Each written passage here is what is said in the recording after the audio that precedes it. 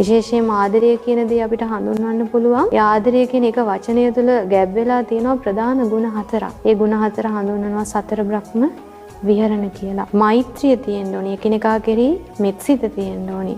ආදරය කියන වචනය තුළ එකිනෙකාට ආදරය කරනවා නම් එකිනෙකාට කරුණාව දක්වන්න ඕනි. ඒ කියන්නේ කරුණාව දක්වනවා කියලා කියන්නේ එකිනෙකාගේ දුකේදී හදවත කම්පා වෙන්න ඕනි. කරුණාව කියලා කියන්නේ පරදුක්ඛේ හදයන් කම්පේති කරුණා. අනුන්ගේ දුක දැකලා තමන් ආදරය කරන තමන්ගේ පෙම්වතාගේ හෝ පෙම්වතියගේ දුකේදී හදවත සැලෙන්න ඕනි. ඒක තමයි සැබෑ ආදරය කියලා කියන්නේ. ඊළඟට මුදිතාව. එන් තමන් ආදරය කරන තරුණයා හෝ තරුණිය සැපයෙන් දියුණු වෙනවා නම් ආයුෂයෙන් වර්ණයෙන් සැපයෙන් බලයෙන් වැඩෙනවා නම් ඒ ගැන අවංකව සතුටු වෙන්න පුළුවන් මුදිතා සහගත දියුණු හිතක් ඒ ආදරය කරන තරුණියට හෝ තරුණයාට තියෙන්න ඕනේ.